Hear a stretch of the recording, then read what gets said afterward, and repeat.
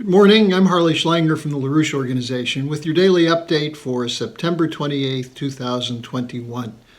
Let me begin by giving you a report on what we're pulling together on the global economy, and especially in the western part of the world, to show that what's been underway even before the full implementation of the Great Reset and the Green New Deal is a thorough deconstruction of what's left of physical economy and a total drive into a speculative economy which will be protected by global central banks operating as a kind of dictatorship. But even before they have that full power, that's what they're doing at present. And let's take a quick look at what that means.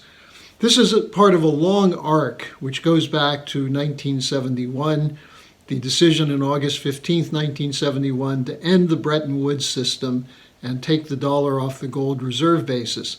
This was identified at the time by Lyndon LaRouche, who forecast this would happen and who was responsible for a number of forecasts after that, talking about the danger of the directionality toward a speculative economy with an attack on the physical economy of the world. And including in that was his warning that environmentalism was going to be used to brainwash the population to accept the idea that there are too many people and we need to reduce world population. Now, this arc includes the stock market crash of 1987, the series of bubbles that popped in 97, 98, 99, the dot-com bubble in 2000, 2001, and then the 2007-2008 crash. Now, that was followed with quantitative easing, that instead of taking steps that would have put the financial system into bankruptcy reorganization, instead of re-regulating banking to go back to Glass-Steagall bank separation, that is separating the commercial banks from the investment banks to guarantee no bailout for the speculative system represented by the investment banks, instead they were merged. And so you had a super speculative basis in the so-called universal banking, which was typified by the idea of too big to fail. And what this meant is that the Federal Reserve of the United States, as well as the central banks, the private central banks of the rest of the world, were committed to whatever it took to bail out the speculators, even to the extent of throwing people out of homes, shutting down industries, the outsourcing of manufacturing, and so on. So this was then the basis for the so-called quantitative easing policy, which was just a money pumping policy into the speculative system. This blew up again in September 2019 in what was called the repo or repurchasing crisis, where it became clear that there was unsustainable debt on the books of major corporations. And instead of putting them through bankruptcy reorganization, they were bailed out. First with $20 billion in overnight lending every day, then $50 billion, then eventually the hundreds of billions of dollars in overnight lending. Then this was magnified by the post-March 2020 so-called pandemic crisis, which included lockdowns and other mechanisms, but also included a much more full bailout of the financial system. So what's been in place, especially since the period of March 2020, is hyperinflationary money printing for the banks and new government debt for so-called pandemic relief. Also shifting trillions of dollars in new credit into green financial bubble centered on solar and wind, while at the same time taking down the efficient energy sources that are needed for modern economies, including nuclear, coal, and even natural gas.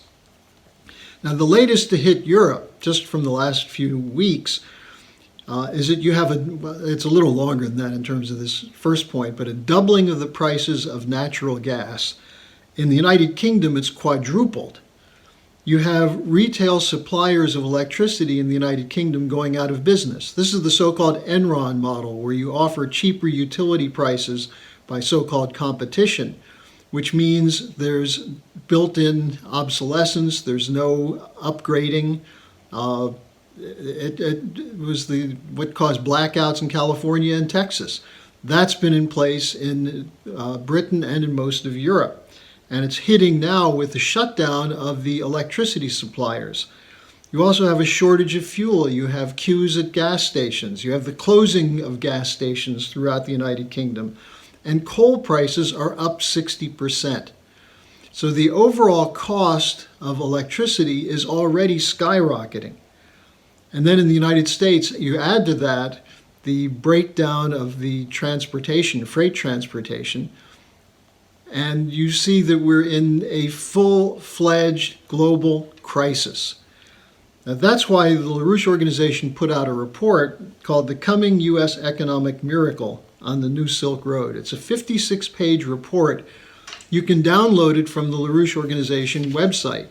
And I would highly recommend that people not just download it, but actually read it, study it, think about it, and then go out and fight for the ideas in it. Because Lyndon LaRouche was so far ahead of his time back in the late 60s with his forecasts and with his economic solutions. He drafted dozens of projects for the United States, for example, like the North American Water and Power Alliance, which had it been adopted, we'd have no problem with drought in the western states. So take a look at this report, study it, circulate it, and fight for the policies. Now, this whole system, as it's breaking down, we see again a further breakdown in the political system. This was first evident in 2016 with the Brexit vote, with the Trump election, with the elections in Italy, where there was a rejection of the major political parties and a rejection of the whole globalization process, the free trade process, the Green New Deal, and so on. But it was not consolidated. It never had the full program that we've presented that would have defeated those policies. In fact, had President Trump followed through with his call for return to Glass-Steagall and with his policies against Wall Street speculation, we probably would not be in this crisis.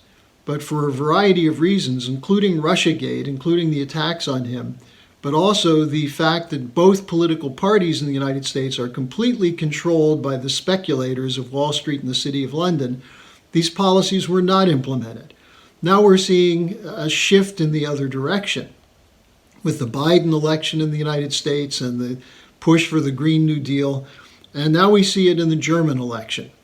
Where you have the attempt to cobble together a coalition right now, which will include the following basic points. Pro-Green New Deal. Even though the Greens only got 14%, the push with the Fridays for Future and so on intimidated the major parties. And so you had the Social Democrats completely embrace the Green New Deal, and even the Christian Democrats were weak on that.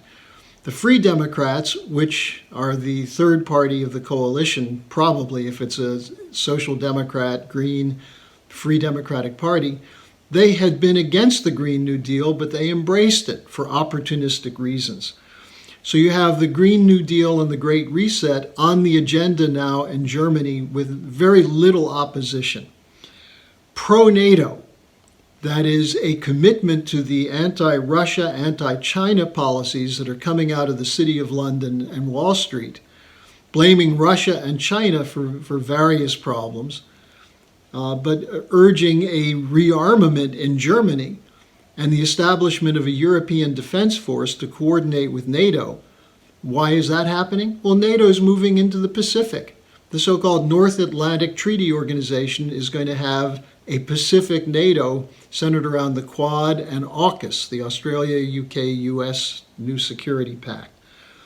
The pro-European Union, very much part of the policy reflected in the German election, which is against the nation state, against any hedge against the worst form of free market globalization.